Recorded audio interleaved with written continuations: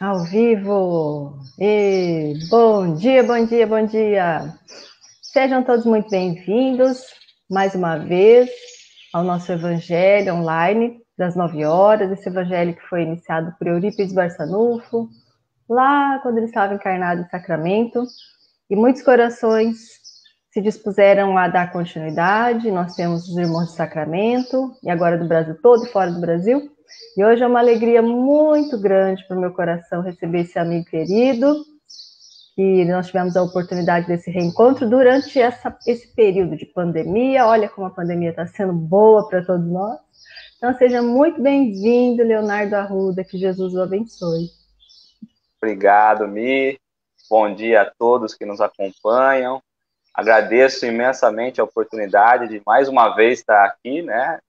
Realmente a pandemia foi um ano desafiador, mas cheio de presentes, né? E acho que os reencontros foram essenciais, né? Acho que foi um momento ali de equilíbrio mesmo. Então agradeço imensamente pelo convite, pela amizade que vem se formando. Aproveitar e mandar um beijo aí, um abraço para o Fabinho também, a filhota aí, viu? Obrigada, querido, obrigada. O Fabinho está acompanhando a gente. Eu agradeço muito a Jesus, porque nós temos tido uma oportunidade tão valiosa nessa pandemia de redescoberta, né? De olhar para nós, para as nossas mazelas, para as nossas necessidades de interiorização. E tem sido uma oportunidade de progresso muito grande, muito valiosa. E também, claro, com a sua cota de dor, de muita dificuldade, dolorosa, porque crescer é um processo, né, que traz em si também a dor, mas a dor do crescimento é uma bênção, né? Se a gente for comparar a dor do crescimento com as outras dores, é uma bênção. O pessoal fala muito para mim essa questão da dor, sabe, do sofrimento, e às vezes é justamente ele que a gente corre tanto, a gente tem tanto medo desse sofrimento, né? Mas é justamente ele que vai nos criando a base, nos fortalecendo, né? E nos preparando para os caminhos vindouros, né? Então, É sabamos verdade. aproveitar, né? Saibamos, saibamos. Tenhamos lucidez e sabedoria, que Jesus nos inspire, né? Bom, meu amigo, vamos à nossa prece para que a gente possa começar. Então vamos orar. Vamos agradecer a Jesus, pedindo ao Mestre amigo, nosso Mestre divino, possa nos inspirar, nos envolver nas sublimes vibrações do amor, para que possamos, receptivos ao Evangelho, iluminar a nossa mente, a nossa casa mental, iluminando o nosso padrão mental, para que possamos construir uma vida sob bases sólidas, nos princípios luminosos do Evangelho. Mestre amigo, pedimos que a vossa luz, o vosso amparo, esteja conosco no dia de hoje, nos envolva todos os lares, ligados nesse momento, na luz do vosso Evangelho, e que esta prece possa chegar a todos os corações aflitos, aos irmãos que necessitam de paz, de aconchego, de auxílio, e pedimos por todos nós, Senhor, sejamos sempre iluminados por vossa presença amorosa. Obrigada, Jesus, por mais uma oportunidade nesse dia tão lindo. Obrigada pela vida na terra e pelo período tão importante que passamos. Rogamos, fortaleça-nos para que a nossa fé cresça em nós e produza os frutos do amor. Seja conosco, mestre amigo, que assim seja. Que assim seja. Que assim Olha, seja. que eu vou falar, eu acho que eu e você poderíamos ficar em silêncio para ouvir os pássaros, porque eu estou encantado com esse fundo de pássaro. Isso que eu tô de fone, né? É demais. Aqui em casa é demais. É muito. Eles moram aqui na minha casa, na frente Você do mora na fundo. casa deles, viu? Verdade, porque eu vim pra cá, eles já estavam aqui, né? Aí quando eu cheguei, eu falei: ah, desculpa, viu? Uma intrusa vai chegar e vai bagunçar a rotina de vocês. Mas a gente tá tudo bem nessa relação. É maravilhoso, né? Maravilhoso, maravilhoso. É um monte de pardalzinho.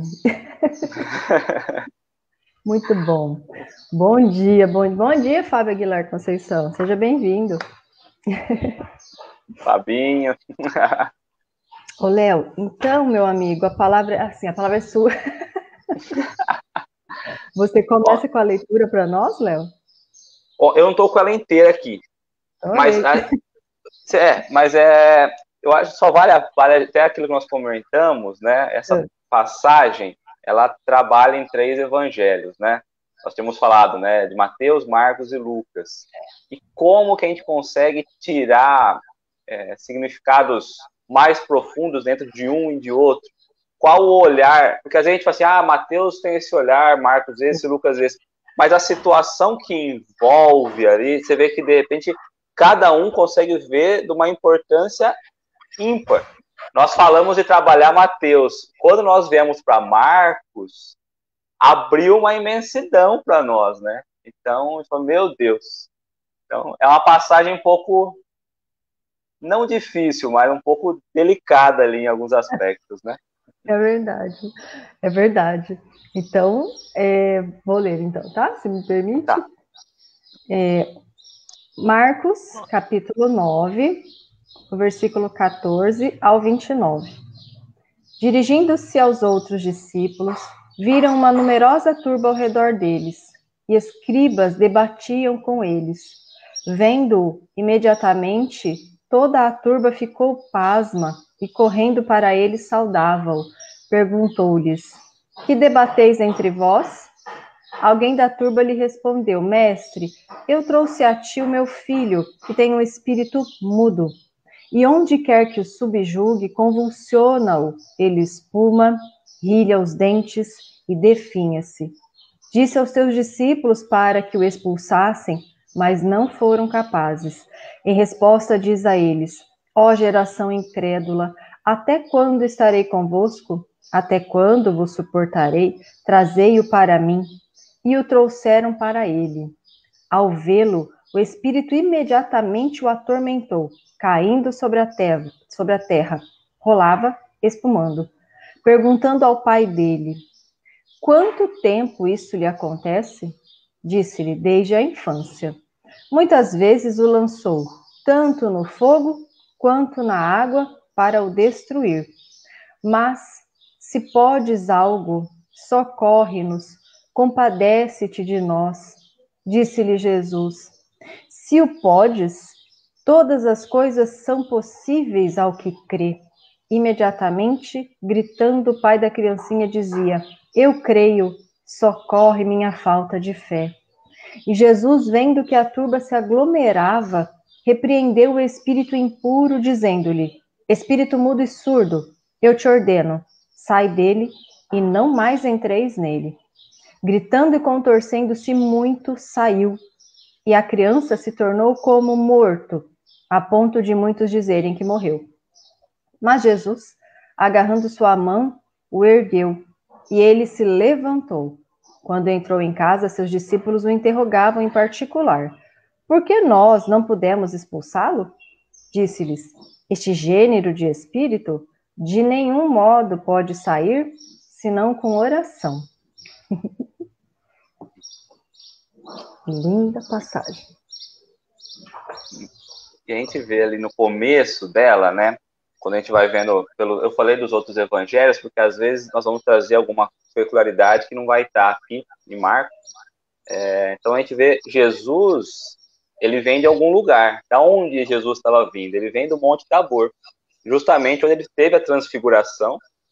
Então ele vem confirmar o ministério que Deus havia concedido a ele.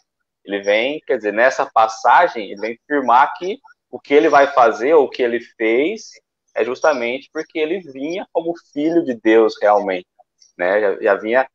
Já tinha recebido o ministério de Deus. Então ele vem à multidão, então Jesus se aproxima, não somos nós nos aproximando, é Jesus se aproximando da multidão, porque às vezes a gente se afasta de certa forma e não conseguimos encontrar Jesus. Então Jesus vem como sendo a luz do mundo que nós conhecemos, ele se apresenta, né? Se aproxima ali da multidão e dos discípulos, todos iguais, né? Todos iguais. E nessa aproximação, ele aproxima e aqui ele pergunta, né? O que vocês estão debatendo aí? É o mestre ensinando, né? Claro que ele sabia o que estava acontecendo. Aí ele pergunta, ele questiona, que debateis entre vós? O que vocês estão discutindo? Qual é o problema, né? E nesse questionamento, o que vocês trazem em seus corações? Por que tanta aflição? Por que tudo isso? Né? Então, muitas vezes, nós estamos num processo de muita aflição, num processo de desacomodação interior das nossas energias enfermas, dos sentimentos que precisam ser transformados e que debatem, né, com a nossa razão, com o nosso pensamento, e nesse movimento todo de emoção, com sentimento, com raciocínio, com a inteligência e a razão, Jesus, vendo todo esse movimento em nós, né, esse alvoroço interior, ele nos questiona que tanto debate assim dentro de si, né? O que está acontecendo aí dentro? Para que ele possa nos mostrar o que fazer, como que a gente faz, como fazer. Né? Então, tudo que o Mestre nos mostra no Evangelho, nós precisamos ter esse olhar cuidadoso para dentro de nós, né? O que fazer, né? E ele pergunta, que debateis entre vós? Aí a turba responde, a multidão responde. Então, dessa vez, ele não estava no meio da multidão, né? A multidão já estava ali, organizada, se debatendo, e com certeza essa multidão se abre para receber o Cristo, né? Porque já sabendo o que ele fazia, das curas e de tudo, e fico pensando, né, em Pedro, a lição para Pedro, para quem estava com ele, né, no Monte Tabor, que saiu de uma lição ligada a essa questão da mediunidade e continua o aprendizado com relação à mediunidade, né? Depois de tudo que vê o Cristo transfigurado, é de cegar qualquer um, né? Com dois dos grandes heróis da fé, né? Os profetas. Deve ter sido assim maravilhoso de se ver, eles deviam estar com o coração repletos de amor, enternecidos, né, do fogo do amor, e a lição continua, né, e a lição continua, para que nós pudéssemos compreender que a mediunidade é natural, que nós somos seres que somos dotados dessa sensibilidade mediúnica, todos em determinado grau, né, Kardec nos diz que todos podemos ser considerados como médiums, não somente aqueles que têm a mediunidade ostensiva, mas todos temos, em certo grau, ainda que em rudimentos, essa mediunidade. E que nós precisamos aprender o que é, né? Tirar todo o misticismo disso, porque é algo natural do ser humano. Não endeusar médium, compreender a nossa sensibilidade, o grau de sensibilidade, compreender que nós estamos numa fase, aquela fase, né? Que eis que derramarei do meu espírito sobre toda a carne, nós estamos vivendo isso. Então, crianças, velhos, jovens, todos, precisamos aprender a bem utilizar essa faculdade, que é um recurso divino para nós. Nós ouvimos antigamente, às vezes até alguém deve ouvir isso ainda, você tem essa mediunidade, então se prepara, porque você vai sofrer, porque mediunidade é um sofrimento. A pessoa, meu Deus, né? Eu não quero isso não, tira isso de mim. Mas a mediunidade é essa faculdade que nós pedimos quando nós vamos reencarnar. Ela pode ser também uma prova, ela pode ser uma expiação, mas em regra nós pedimos para que nós pudéssemos estar mais sintonizados com a esfera espiritual e não nos desviar da rota, porque nós temos uma facilidade de desviar da nossa rota traçada, do nosso planejamento encarnatório, que vai nos levar a conquistas espirituais que nós necessitamos, né? Então a mediunidade é a bênção divina. Nós precisamos cuidar, né, das antenas, cuidar da nossa mente, da nossa casa mental, do nosso padrão mental. E como fazer isso? Aproximando os nossos atos mentais do Evangelho do Cristo. Aí nós teremos saúde psíquica, mental e, consequentemente, uma mediunidade que se expressará de forma mais harmoniosa e saudável, se aproximando dos seres espirituais, dos espíritos amorosos, amigos, e que nos impulsionarão nessa reencarnação. Porque quando baixamos o padrão mental, aí nós temos a influência dos espíritos que também tem esse padrão mental adoecido, né? De forma natural. Então não é a mediunidade que é um problema. A dificuldade está na nossa sintonia, né? No que nós gostamos, no nosso desejo central, nas nossas intenções, na falta de cuidado conosco, com a nossa espiritualização, né? Eu já falei demais, né? Imagina, falou pouco. Mas nós, trazendo para cá, na passagem, olhando para esse lado da mediunidade, nós como espíritos, desenvolvimento. Então, o pai e o filho, ele vem representar, nessa passagem, justamente a humanidade terrestre. Quando nós olhamos hoje para nós, para a humanidade, é justamente essa passagem, né? Um pedindo auxílio pelo outro, entanto que o nome dessa passagem, em certo evangelho, é o jovem lunático, né? Tem outro nome, mas somos nós, lunáticos com a realidade, né? Você fala não, né? Então, somos nós lunáticos pela verdade. Nós não entendemos ainda qual é o nosso objetivo. E aí você vê que entre os discípulos e ali o povo da época estava junto, todos debatendo, Jesus não chega afobado.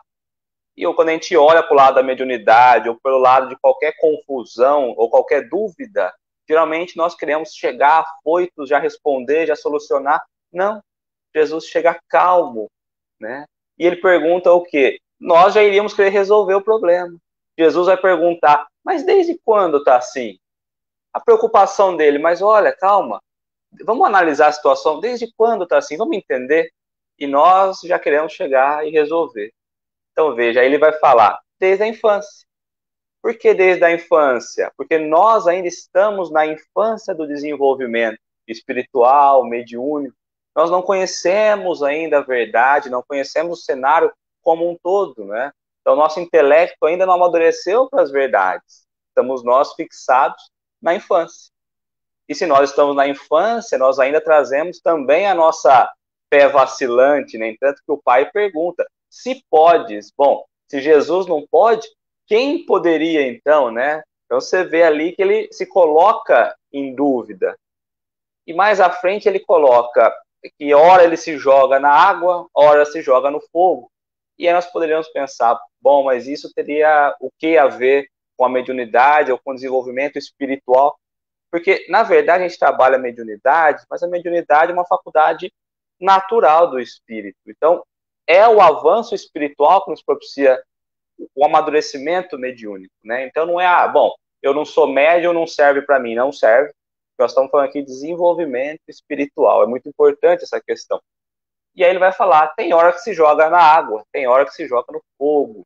E a água nós trazemos como sendo ali o símbolo da criação, né? Então, como você falou, ora, não o pai, mas o filho, mas representando a humanidade se joga olhando para Deus, ora se joga no fogo, se joga nos desejos, nos caprichos, né? Então, existe esse conflito ainda, a gente fala em reforma íntima, mas existe um conflito interno absurdo, né? E o pai entendendo, reconhecendo essa fraqueza, reconhecendo que nós não temos as faculdades ainda desenvolvidas, ele pede ajuda, ele grita por socorro, né? Ele busca o auxílio. E aí os discípulos, ou seja, nós, em torno da situação, porque os discípulos representariam nós também, não conseguem ajudar, porque trazemos ainda, todos nós, uns um pouquinho melhores, outros um pouquinho abaixo ainda, mas trazemos essa dificuldade, né? Esse é o cenário que nós encontramos. É verdade, Léo. Bem representado, né? A humanidade, nós somos espíritas, que nós estudamos, nós buscamos a nossa transformação moral e nos debatemos nessa realidade, né? Que muitas vezes nós nos jogamos na água, mas muitas vezes nos jogamos no fogo e vem o conflito, né? O bem que eu quero, esse eu não faço, mas o mal que eu não quero, esse eu faço, né? Parafraseando Paulo. Porque faz parte desse processo em que nos encontramos, para que nós possamos desenvolver as asas, né, de sabedoria, de amor, as virtudes necessárias, os sentimentos nobres, Nós precisamos do exercício como quem precisa desenvolver os músculos, precisa ir para uma academia, e nós estamos na academia da vida, né? No mar da vida. E é aqui que nós vamos exercitar e desenvolver todas as virtudes necessárias, todos os sentimentos nobres necessários. E por isso nós temos ainda em nós essa fé que é vacilante, essa fé que ela não tem uma cadência como uma música harmoniosa, né? Ela está no momento parecendo uma montanha-russa, tem momentos que nós estamos lá em cima, depois lá embaixo. Faz parte desse processo em que nós nos encontramos, né? Ô, Mi, nós temos tanta fé que é bom ninguém nem perguntar, senão a gente duvida dela já na hora, não é? Na hora, A gente tem tanta fé que chega um momento de qualquer dificuldade e tal, a gente vacila. Vem as provas escolhidas por nós, né? Nós escolhemos o nosso gênero de provas. Então, cada um de nós tem umas provas muito peculiares, né? E elas são aqueles convites divinos para que nós possamos reformular ou transformar ou curar o que está enfermo em nós, o que precisa ser modificado em nós e nos permitirá, então, asas maiores, né? Para que nós possamos voar e alcançar mais a plenitude.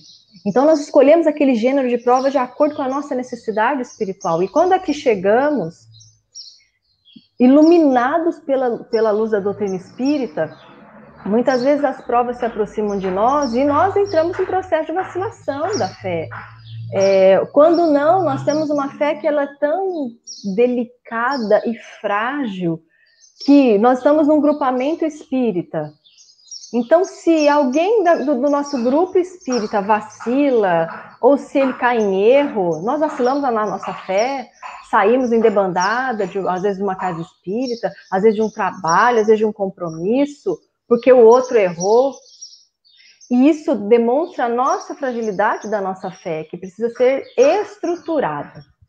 Então, quando a gente reencarna, nós temos várias virtudes a serem estruturadas. E a fé é notório, que todos nós precisamos sedimentar e estruturar essa fé.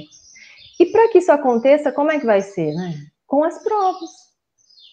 As provas que chegam, que são as oportunidades divinas. Então, no momento desse sofrimento, como é que a gente faz? A gente se aproxima como o pai que pede, né? E diz para o Cristo, olha, eu creio, Senhor, mas eu descreio.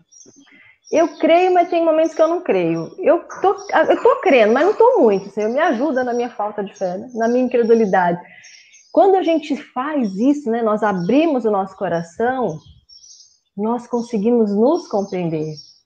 E humildemente nos colocamos, né, para Jesus com aquilo que nos falta. Com sinceridade, com humildade, né? Não com o peso de uma culpa, mas com a humildade. Porque se nós entramos num processo de culpa, e isso é muito fácil de acontecer conosco, espíritas, nós acabamos colocando barreiras no nosso processo de construções espirituais, de conquistas espirituais. Porque a culpa, ela pesa, a culpa, ela paralisa. Nós assentamos perante a dor e nos sentimos tão enfraquecidos e fragilizados, vontade fragilizada, as potências do espírito começam a adormecer em nós, e a nossa fé, que era vacilante, ela entra em stand-by, né? Então, se a gente se demora nesse processo de culpa, nós adoecemos muito espiritualmente. Então, compreender que nós somos, como o Léo trouxe aqui para nós, essas crianças espirituais. Às vezes a gente exige de nós uma maturidade que nós vamos ter daqui, falta um planeta, né? Uma evolução, um progresso aí do mundo de regeneração, aí no outro. Então vamos ter a paciência, mas a constância. A paciência de construir e a constância de não parar.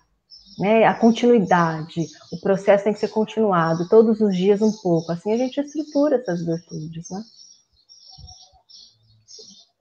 A dúvida, né, que você colocou aí, nós brincamos tudo, ela é o pior veneno, né, para a própria criatura em si, para o desenvolvimento. Porque a gente projeta uma coisa, programa uma coisa, mas a gente duvida. Então, a gente, na dúvida nossa mesmo, a gente não caminha, não é? E aí você falou do próprio, às vezes, do trabalho espírita, que a gente sai de uma casa espírita porque não teve o resultado, porque alguém errou, né, alguma coisa.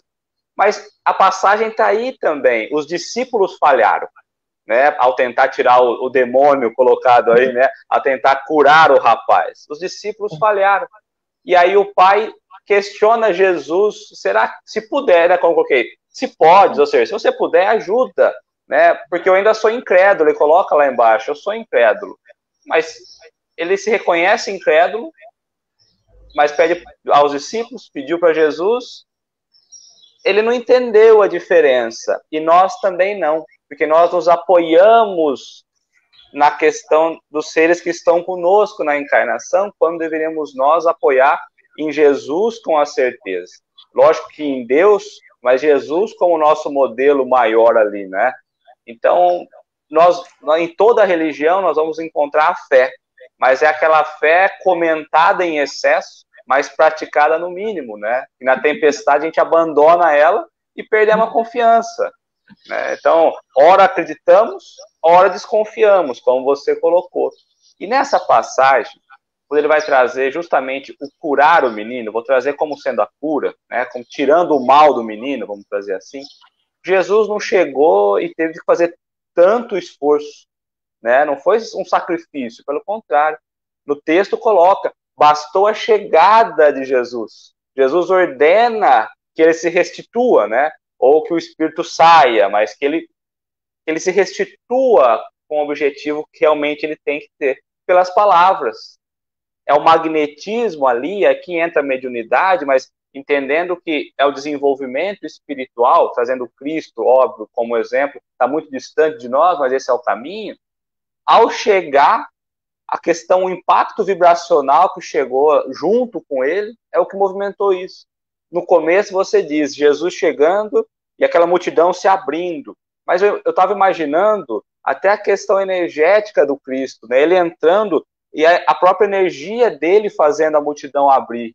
E ao mesmo tempo ele trazendo magneticamente todos para a lição, né? Então, como é importante. E aí na sequência ele coloca que o Espírito saiu, né? O menino se agitou um pouco, caiu no chão e todo mundo achava que ele havia morrido. Então nós, de novo, imaginando, ele morreu, o Cristo matou, curou, mas morreu, né? Então a gente pensa assim, bom, então para eu passar pelo processo da cura, eu tenho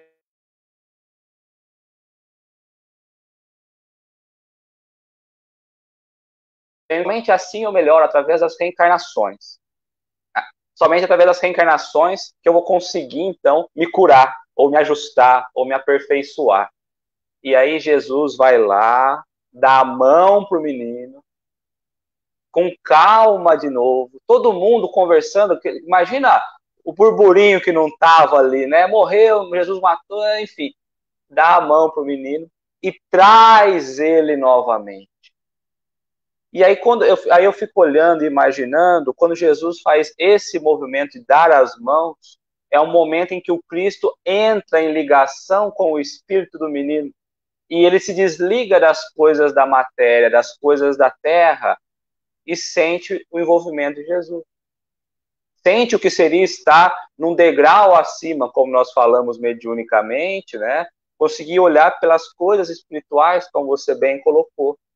E ele volta, mas ele volta para a verdadeira vida, olhando as coisas pelo lado espiritual, abandonando as coisas materiais. Então Jesus vem e reorganiza toda a questão energética, os órgãos ali que estavam desequilibrados. Como é importante, às vezes, esse choque, né? Chegarmos a desligar das nossas paixões, que dói, como você colocou, é dolorido, nem tanto que coloca, o espírito se agitou e saiu com violência, né? Porque dói, é um movimento brusco que precisamos fazer para transformar. Não preciso desencarnar para poder aperfeiçoar. Pode ser agora. Vai demandar um esforço absurdo, mas pode ser agora, né? E aí, porque olhando para o lado dos discípulos também, que não conseguiram, lógico, porque eles não estavam preparados como Jesus, mas os discípulos são o outro. A cura em nós, né, a transformação íntima, como o próprio nome diz, é íntima, depende de mim. Não adianta eu buscar no outro, é a minha ligação com o Mestre que propicia eu, de fato, me curar das doenças terrestres, das doenças materiais, vamos dizer assim, né? Porque nós nos olhamos e nos apaixonamos pelas coisas da carne, não é? E aí o Cristo vem e fala, não conseguiram curar porque eles não tiveram a fé suficiente.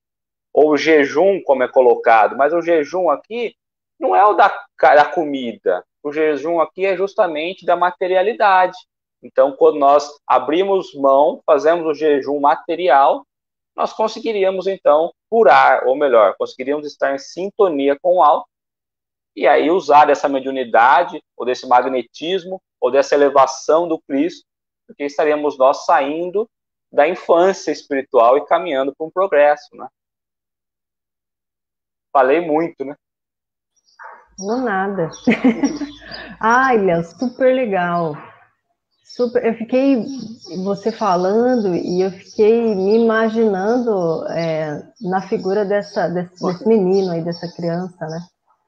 Já pensou, gente? Jesus toma você pelas mãos, te ergue de um processo extremamente doloroso, que para os olhos da terra não tinha mais o que fazer, né? Era considerado louco, lunático, porque todo aquele que tinha um processo de obsessão, até pouco tempo atrás, né, gente? Antes da doutrina espírita chegar, quem possuía processos dolorosos pela mediunidade desequilibrada era tida como louco. Quantos foram parar em hospícios, né? Quantos perderam a existência por não conseguir reajustar com esse espírito, ou esses espíritos que são os credores, né? Os cobradores do passado. Então, imagina você lá naquela situação, o pai vendo tudo isso e o Cristo, você está caído no chão, morreu, né? Parou tudo.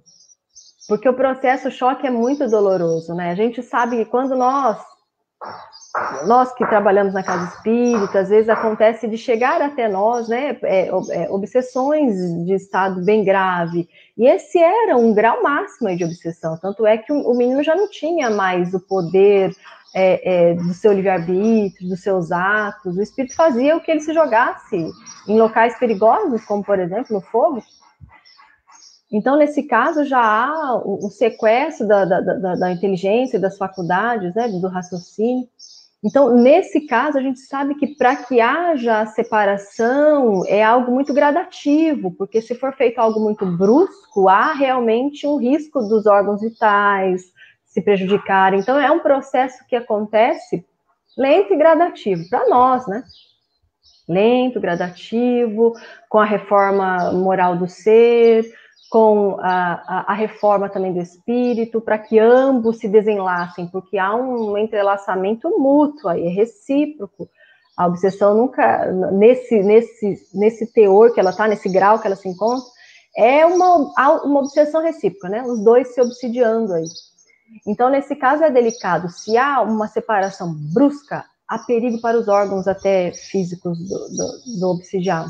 Então, nesse caso, como era o Cristo, o governador, né, o nosso rei, o nosso mestre, que direciona e orienta o nosso processo evolutivo de todos nós, de nós encarnados, os desencarnados, o espírito que estava obsidiando, o menino obsidiado, e conhece toda a nossa ficha, né? Ele chega e toma o menino pelas mãos. Imagina, né, Léo, aquele poder magnético tomando conta de você. Entrando, tudo, sentindo entrar. Tudo, tudo, tomando uma conta de você, você já não consegue mais nem se ver, né? Acho que você passa a entrar num estado de êxtase. E aquilo curando, né? Ele curava o corpo, ele curava atrofiado, ele curava aquilo curando internamente, espiritualmente, fisicamente. É o que ele faz conosco, né? Quantas vezes o Cristo falou, olha, quer me seguir? Venha, venha, venha, venha até mim, pega, e dá as mãos para nós. Quando nós estamos num processo assim de muita dor, de muita dificuldade, e que nós sentimos que as forças físicas estão esvaindo, nós não temos mais recurso, nós, interno, nos achamos que não temos mais recursos, estamos mortos em vida. Isso não acontece conosco, gente? Isso acontece com todos nós. Existem momentos que parece que os recursos acabam e que a nossa fé vacilante, ela para de existir e que a nossa vontade se enfraquece a tal ponto. É só lembrar o que acontece com essa criança, que somos nós, a criança espiritual aí, né? O Cristo nos toma pelas mãos e nos levanta. E aqui ele diz, né? Ergueu. O Cristo o ergueu. Ele estava deitado, ele estava caído, ele estava numa condição de dor, de sofrimento, de dificuldades, como todos nós passamos muitas vezes na existência. E nesse momento o Cristo vem, nos toma pelas mãos, nos preenche das energias que nós necessitamos, renova a nossa força, a nossa esperança, a nossa fé, a nossa confiança e nos levanta para que nós possamos caminhar com os nossos passos. Então, nunca, jamais imaginar que nós estamos sozinhos na luta. Tem uma frase de Eurípides que eu gosto muito, muito, muito, que ele fala assim para nós. Invisibilidade não significa ausência. Então, nós somos rodeados por muitos espíritos amorosos, espíritos familiares, espíritos amigos, anjos, protetores, quem trabalha, né, os mentores espirituais, ou seja, muitos espíritos que nos amparam em nome do Cristo Jesus e que muitas vezes se colocam até na condição desse pai, né, que nos leva até o Cristo para que o Cristo possa operar em nós infundir essas energias que nós necessitamos no momento. São as nuvens de testemunha, né, Mi? As nuvens de testemunha que nos impulsionam, né? Para o Cristo, nos levando para o Cristo. É lindo, né, Léo? É lindo. E no final, ele vai trazer, aí, olhando para Mateus, que Mateus traz um final muito mais bonito, né? Que ele vai trazer justamente a fé movendo montanhas, né? A fé transporta montanhas. E aí, quando os discípulos perguntam para o Cristo, por que nós não conseguimos? Ou seja, eles foram lá indagar o Cristo, mas como que eu não consegui, né? Aí o Cristo coloca, por causa da vossa incredulidade. Pois em verdade vos digo, se tivesseis a fé do tamanho de um grão de mostarda, diríeis a esta montanha, transporta-te daí para ali, e ela se transportaria, e nada vos seria impossível. Nada. E aí nós vamos entrar no que nós estamos falando da fé, mas a montanha aqui que o Cristo traz é algo como sendo impossível. Como nós poderíamos imaginar mover, transportar uma montanha, né? Então podemos imaginar que é algo que os braços humanos não conseguiriam abraçar. Nós estamos falando de uma coisa muito maior. Mas também poderíamos pensar na montanha aqui como sendo as nossas dificuldades, as resistências que nós criamos, a nossa má vontade, os preconceitos, os interesses materiais, o egoísmo e tantas outras coisas, paixão, né, que nós temos paixão do mundo, o orgulho. Então, ele vai trabalhar essa fé, ele vai trabalhar essa cura, ele vai olhar para nós e falar, olha, vocês não estão conseguindo progredir ou avançar porque vocês não trazem a base, que é a fé, que é a confiança própria, criada ali nas nossas forças próprias, capaz de estimularmos a fazer coisas que nós não faríamos sem a fé. Ele não falou que precisa nada, é só a fé. A própria fé vai estimular a fazer coisas que nós não conseguiríamos normalmente. Ou seja, é o acreditar, não é o supor. Eu suponho que é assim, eu suponho que a fé seja assada. Não, é a confiança na realização de algo mesmo. Entanto que ele chega, pergunta para o pai, conversa com o menino, né? Ordena para o menino, mas não é uma ordem, mas é uma fala. O ordenar aqui é na certeza, não é? Trazendo aquela certeza, não é sendo ríspido, nada disso, né? E é assim que ele fala, nossa fé, como nós colocamos, é vacilante. Por quê? Porque nós queremos, às vezes, impor, inclusive, a nossa verdade com violência, às vezes não física, mas mental. Não é? Nós vamos perdendo ali o sentido pelos dogmas que nós trazemos, pelas crenças, e queremos acreditar sem pensar. Quando, na verdade, deveríamos trazer pela fé verdadeira, que é aquela olhada entendida, compreendida, né?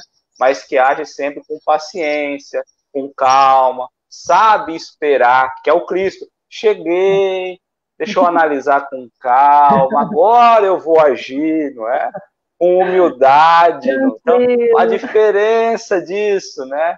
E sereno. dentro das religiões, sereno, e nós, né? Nós somos assim, não somos? Cabelando.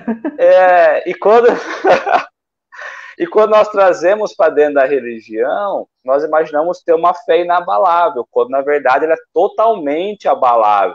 Porque nós vamos cair, porque nós vamos cair na fé raciocinada e na fé cega, que nós tanto estamos acostumados a ver dentro da doutrina. Ou seja, a própria nós na doutrina, tendo conhecimento, tendo o véu erguido, somos vacilantes. Mas tem um porquê. Porque nós temos preguiça de interrogar aquilo que chega até nós. A situação chega, nós não vamos interrogar, a gente aceita ela do jeito que veio. Então, na primeira realidade, na primeira razão, nós vamos ver que nós estamos errados. E aí nós nos tornamos como? Incrédulos. Mas por erro nosso. Eu tenho falado isso essa semana, bastante nos grupos de estudo que eu participo. Nós mesmos, nós vamos buscar estudo. Não sei se você já percebeu isso, você já olhou por esse lado. Nós vamos buscar um grupo de estudo, mas nós não estudamos para ir para o grupo de estudo. Nós queremos receber do outro. Né? Então, é igual um processo do professor. O professor chega e vai passar para o aluno, mas o aluno não buscou nada. Assim somos nós, estamos esperando chegar. E o que chegar, a gente aceita. A gente não questiona, não interroga, não traz essa fé raciocinada. Deixa eu raciocinar, por que é assim? E aí, quando eu entender e compreender, eu me desperto para as realidades verdadeiras. Exatamente. É a base, né? É exatamente assim, sabe? Nós temos muito no processo educativo da escolar mesmo, né? A grande maioria de nós foi educada em escolas em que há esse processo que Paulo Freire chamava de educação bancária, né? Que o professor vai lá e coloca tudo que tem que colocar, faz o depósito e no momento da prova a gente vai lá e dá o extrato daquilo que foi colocado. Então, nós não aprendemos o quê? A raciocinar, nós não aprendemos a refletir, a buscar a resposta daquilo, a sermos instigados a criar, a cocriar, né? Então, isso é muito, muito ruim para o nosso processo de crescimento. Porque a gente acaba ainda, às vezes, vai para uma faculdade e as coisas continuam do mesmo jeito. E a gente está lá, passivo, esperando que esse conhecimento entre. Mas, e por isso eu sou apaixonada em Pestalozzi, Eurípides e Montessori. Vamos buscar o conhecimento, vamos co-criar conhecimento. A criança, desde a mais tenra idade, ela tem a oportunidade, quando ela tem essa oportunidade de co-criar, é muito diferente. Né? Então, a gente vai para um grupo de estudo na casa espírita do mesmo jeito. Vai lá esperando receber todo que é o depósito que eu preciso para a semana. Mas nós estamos na fase do conhecimento reflexivo. Então, os grupos de estudo são grupos de troca. A gente precisa trocar. Para eu trocar, eu preciso me abastecer, buscar fontes, porque imagina um grupo de estudo de 10 pessoas, quando uma faz o seu processo de conhecimento e leva. Aí o outro também, leva para um outro prisma. Aí o outro que buscou em outras fontes e tem o seu cabedal, a sua construção, né? Traz por outro. Gente, nós saímos de lá de um jeito. Agora, quando só um fala, só um expõe, só um busca o seu posicionamento, o que ele alcançou, o que ele consegue, é diferente. Né? Então, nós estamos no momento de nos responsabilizar por nosso processo de evolução, por nosso crescimento, pelo estudo. A gente espera tudo muito, né? A gente quer ainda que o Cristo pegue a nossa cruz e carrega. Carrega, Senhor, a minha cruz, eu não quero, não tenho força, mas o Senhor tem tudo, o Senhor é tudo. Pega na minha mãozinha, né? Pega na minha mãozinha, levo eu. Nós temos que construir esse processo. E aí, essa fé, né? O Kardec nos traz aqui no Evangelho segundo o Espiritismo, quando ele reflete sobre isso, as montanhas, né? Imagina para nós, quando a gente olha e fala uma montanha, aqui em Tupã não tem montanha nenhuma, né? Mas vamos imaginar uma montanha. Você olha para aquela montanha e o Cristo fala, ó, se você tivesse fé, você transportaria essa montanha. Você olha e fala, impossível. Impossível. Não tem coisas em nós que nós olhamos e falamos, esse trem tá impossível de transformar. Vocês têm certeza que eu pedi esse gênero de prova? Porque não tô conseguindo passar, não tô conseguindo transpor. Lembra da montanha. Quando a gente olha e fala, tá impossível, o Cristo fala, olha, tá parecendo difícil porque tá faltando a estruturação da fé. Então, Serra de Quintana dá, né, Fábio? Estrutura a sua fé que essa montanha você transporar, né? Como o Léo trouxe, não é uma montanha física.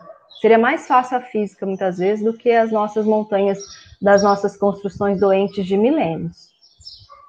E aí nós temos tanta falta de fé em nós, que nós somos seres divinos, nós somos criados com germes divinos, com centelha divina, com potencialidades imensas e divinas em nós. E ali esperando o quê? O despertar, o desenvolvimento, esperando que é como a semente, né? E tem uma mensagem que Emmanuel fala sobre fé, eu não me lembro agora, me perdoem, eu não me lembro o nome. E ele fala que a fé é como essa semente que precisa ser depositada em nossos corações.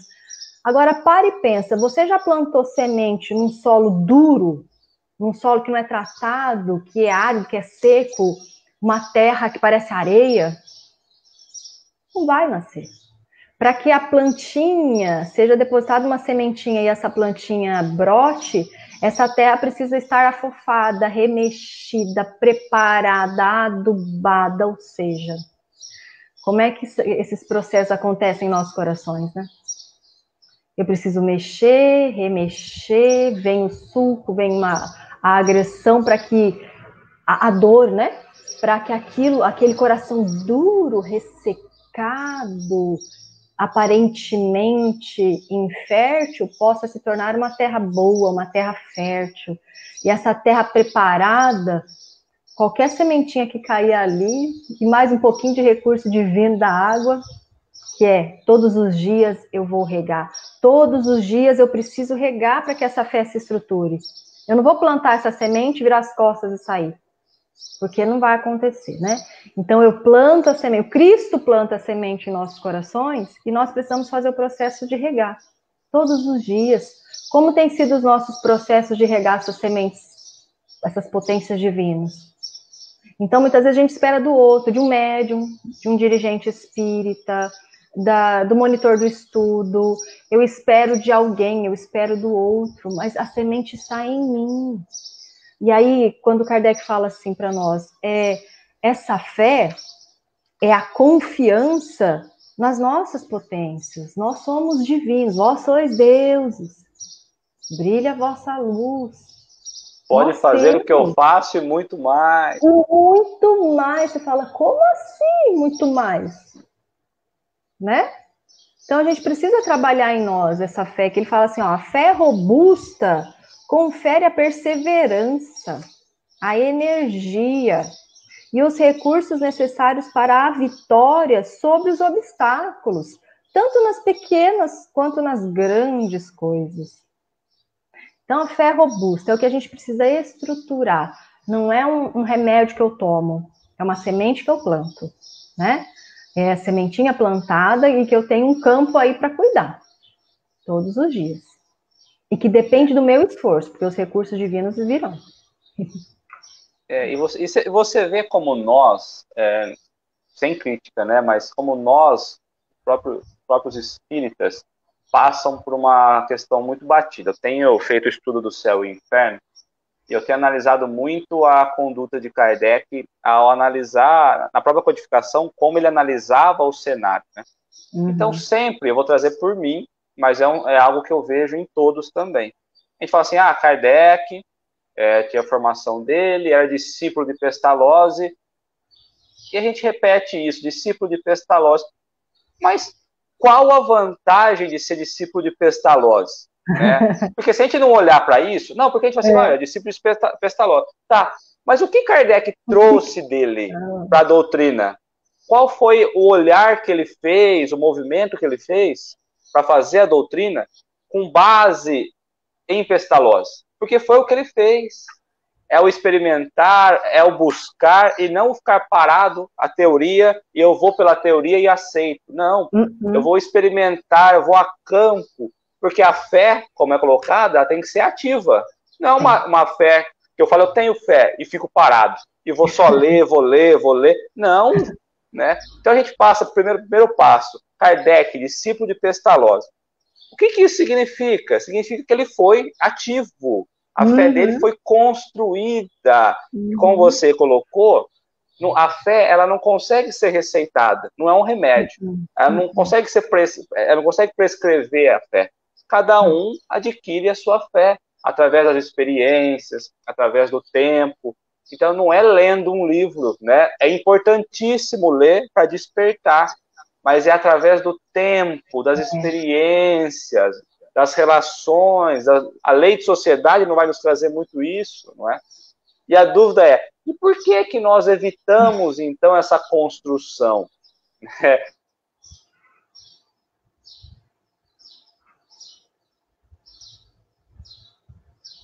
Tá cortando.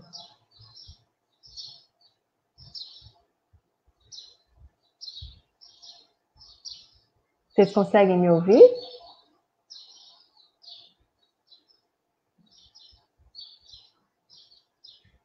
Sim? Suficiente.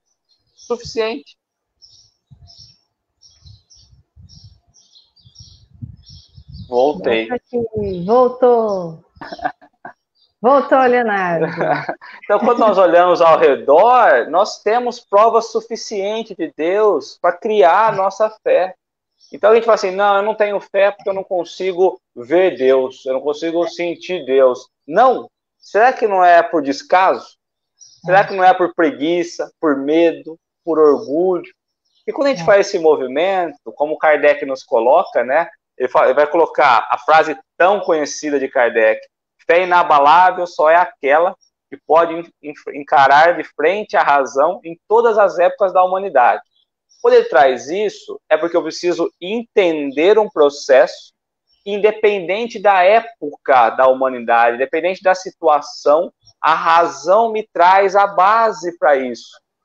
Então, quando Kardec coloca isso, nós espíritas, que é uma doutrina que não tem dogmas, nos desperta para essa realidade. Então, o que impede o movimento de transformação? E muito mais do que isso, quando ele colocou o demônio, ou colocou o espírito endurecido que estava no rapaz, né, o atormentado, quem é o demônio? Quem perturba o jovem? Somos nós ou é algo externo? Não, somos nós mesmos. Então, nós impedimos o nosso próprio progresso, porque nós não criamos a nossa fé frente à razão. Exatamente. Vai dar o tempo lá nosso, hein? Ah, sempre, né, Leonardo? A gente precisa marcar outra, e sempre. E a gente vai embora. Ah, mas é tão bom. E olha, essa fé que você trouxe, né? Construída em Kardec, nesse espírito aí que tem essa construção tão sólida, né? Junto ao Cristo, meu apóstolo vos evangeliza, nos diz o Cristo, né? O meu apóstolo evangeliza vocês, prestai atenção. Então, esse ser aí que foi escolhido entre todos lá para se materializar, entre todos da pleia de verdade, para estar conosco, que trazia a razão tão desenvolvida e o coração tão desenvolvido, né? Os dois pilares aí da evolução, e questionador, e aquele homem que buscava, que refletia, que estudava, que aprendeu com Pestalozzi a ir a campo para entender os processos da natureza, os processos naturais da vida, do plantar algo para ver nascer. Muito diferente de você falar para a criança, olha, gente, um desenho. Aqui é a semente, assim ela brota. E você ir lá e fazer o processo com a criança. Criança, olha aqui a terra, a semente, vamos ver como é que acontece a germinação, vamos plantar essa semente, vamos cuidar, vamos regar, vamos ver quanto tempo leva. Agora essa daqui nós vamos plantar e não vamos fazer nada. Deixa ela lá escondida num cantinho escuro e vamos ver o que acontece. É viver o processo, né? É muito diferente, né? É muito diferente. Viver o processo. É isso que nós espíritas precisamos fazer. Vamos viver o processo, né? Vamos viver o nosso processo de evolução. Vamos viver essa oportunidade divina que Jesus está nos enviando. Vamos estudar a doutrina e torná-la útil em nossa existência. Vamos mergulhar no Evangelho do Cristo e o esforço de vivência do Evangelho. E isso vai ter bastante treino, né? Exercício, muita prova, que nos elevará. Então, vamos buscar estruturar a nossa fé, porque nós necessitamos dela como a base aí para a construção de todas essas virtudes necessárias na nossa vida, né? Meu amigo, e já passamos o tempo. Léo, faça essas considerações sobre o tema finais. A gente podia ficar aqui mais 3 horas conversando sobre o assunto e ainda seria pouco, né? Essa passagem foi um aprendizado e tanto, né? A olharmos para dentro de nós, olharmos para a maneira como nós temos construído a nossa fé sobre a razão. Se é que temos feito isso, né? Esse é um grande problema também. Então, corrigindo, que possamos iniciar a nossa construção da verdadeira fé pela razão. E assim nós estaremos ligados a Jesus, não precisaríamos esperar o mestre vir até nós, podemos nós ir até ele, e ao invés desse processo de esperar que o outro faça por nós, que nós possamos ser os co-criadores como Cristo, possamos fazer o que ele faz e muito mais. Mi, obrigado pela oportunidade, um grande abraço a todos que estão nos acompanhando aí nas redes sociais. Obrigada. Agradecer os pássaros que o tempo todo falaram conosco. Que coisa linda. Obrigado. É lindo, viu? Né? É lindo. É Deus falando, não é? É Deus falando. Como é que a gente não consegue ver Deus na perfeição de tudo, né? Na perfeição das coisas. Pois é, então. Eu falei disso, a gente não vê porque nós não queremos. Precisa de algo mais? Não, não precisa. Quem é que ensina, né? Eu sou muito aquelas mães corujas, fico assim, será onde é que eles arrumam comidinha? Eu fico olhando. Aí eles arrumam tudo, passa qualquer coisinha voando em aqui, passa qualquer coisinha no aqui. É uma aranha, é outra coisinha, e você vai vendo, olha aí como que Deus age nas criaturas, né? É lindo. Muito bom. Mesmo. Obrigada, meu irmão. Olha, convite para você retornar sempre que possível. Eu sei da sua correria, da sua vida que é preenchida de trabalho, a tua família linda, suas filhas lindas. Obrigada, viu, querido? Obrigada mesmo pelo teu esforço de estar conosco. Eu sei do teu esforço para estar aqui. Então, eu rogo que Jesus possa te abençoar imensamente. Obrigada por tudo. Que Jesus abençoe seu lar, que vocês tenham um Natal com Jesus de muita luz, de muitas bênçãos, viu? Muita Obrigada luz a todos nós. Pelo bate-papo de hoje, foi muito bom. Você volta, né, Léo? Com certeza, o dia que chamar. Então, tá feito o convite para o mês que vem. Então, fechou. Obrigada, meu querido. Você faz a prece para nós de encerramento, por favor? Faço, com certeza. Obrigada. Possamos nós levar nossos pensamentos ao Mestre Jesus, agradecendo a oportunidade dessa manhã, a oportunidade das reflexões que nós trouxemos, desse bate-papo maravilhoso, possamos conseguir olhar um pouco mais para dentro de nós, para o nosso íntimo, e buscar essa transformação, buscar essa reforma, possamos verdadeiramente construir a nossa fé, e muito mais do que isso, fazermos o movimento de buscar ao Cristo, a fim de iluminar os nossos corações. E assim seja.